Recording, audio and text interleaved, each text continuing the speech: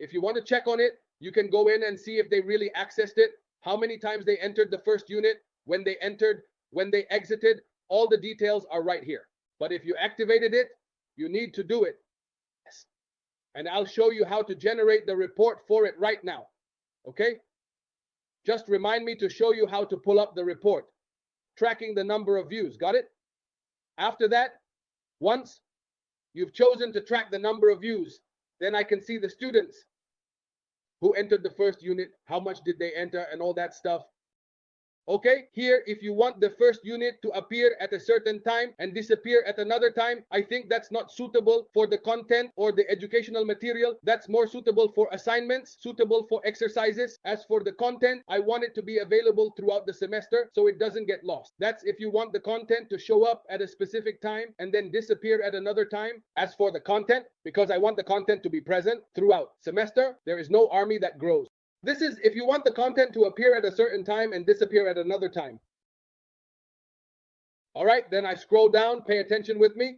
Here, there's something called displaying the content table to the users.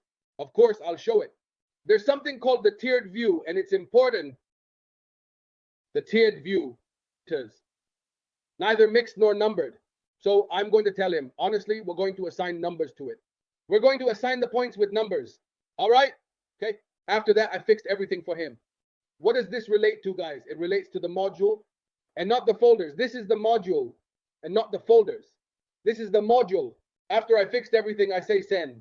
Now let's see what it looks like. It will show up correctly. It will show up like this. The first unit, of course, you can put the goals underneath it, but I don't want to put the goals for one reason. Okay, you shared some things. Here, the icon or symbol looks like a book. What does the book mean, doctor? Click on it like this. So it looks like a book? Yeah, it looks like a book. Click on it like this.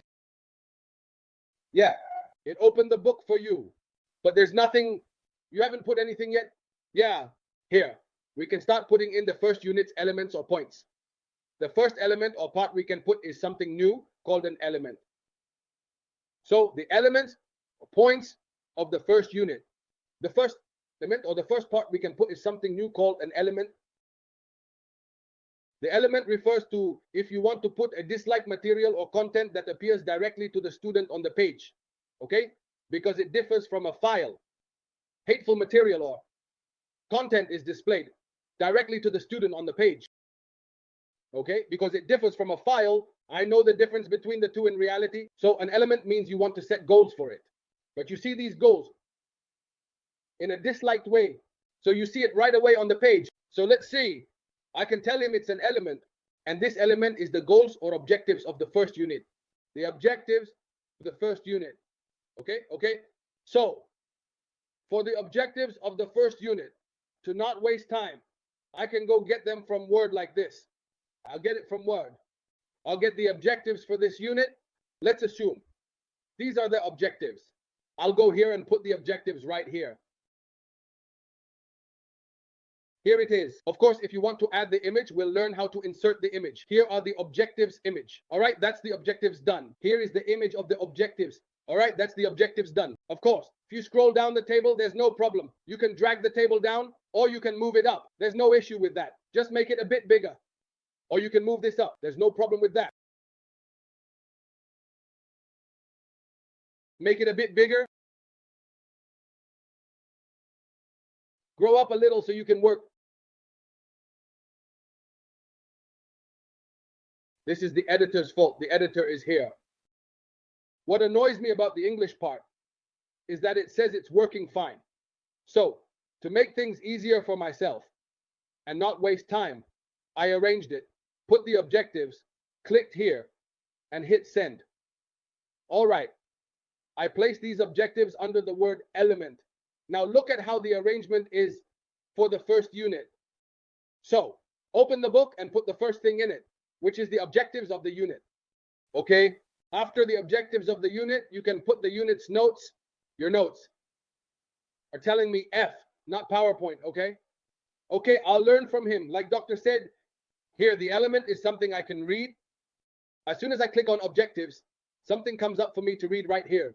But if I'm uploading a file, If I'm uploading a file, that file could be PowerPoint, PDF, or Word. This file, it's not necessary that you can request to download it right away. So I click on a file like this, file, and I come and ask him, what is this file about? For example, this document serves as the comprehensive memorandum for the initial unit, outlining all necessary information, key objectives, and detailed guidelines to ensure a thorough understanding and effective implementation. This is the memo for the first unit. I wonder, you made it. PowerPoint. Put it in PowerPoint. You made it in PDF. Anyway, you upload it from here. You upload it from here. Filer, you just upload the file. Let's take a look at the file. And let's assume that I have this. This is Word. This is PDF.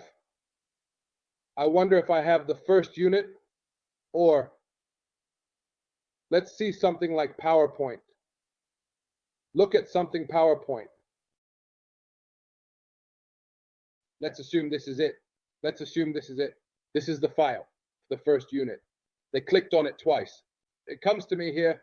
All right, got it. That's great. After I put it like that, I named it the first unit memo, and I loaded it here. So I tell you, you want to open it in a new window. I tell him, no, it will stay in the same window. Adding compatibility for the content, no. Allowing users to see the content, of course, yes. You can track how many people have viewed this content. You can do tracking, okay? It shows up at a certain time or disappears at a certain time, but that's not important. Click send. Look at the view here. Wow.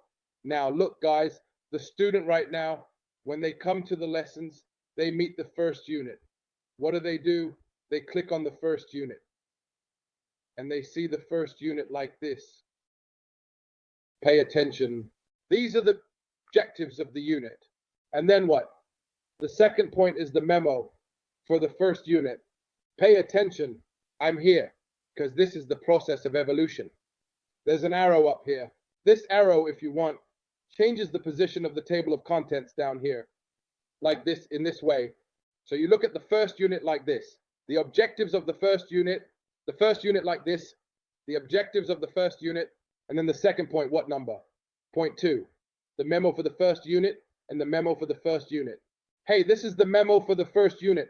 If the student clicks on it, what happens? It downloads the PowerPoint for it. It downloads the PowerPoint for it. It downloads the PowerPoint or the file that was uploaded. Here's the uploaded file. This is the uploaded file that was for the first unit. What we uploaded. Okay, Dr. Sami, so I understand from you that the student doesn't click on the repeated lesson. Here, the arrangement is different. We used to have a folder system, and now we're using something called modular units. Shows first. Click to return. Includes objectives, memo, create test, video, watch student. If you want to return it to its place, you click on the safety button here, and it goes back to its place. It shows you, oh, that the first unit includes the objectives of the unit, a memo for the unit. If you want to create a test for the unit, if you want to make a video about the unit, you start to sequence all these things and pay attention. The student, look at the objectives of the unit. Then it goes to the memo for the unit. And then it goes to the video, and we'll see all of this together. This is the second method for arranging or organizing content. The process of arranging or organizing the content, they call this the second method. What do they call it?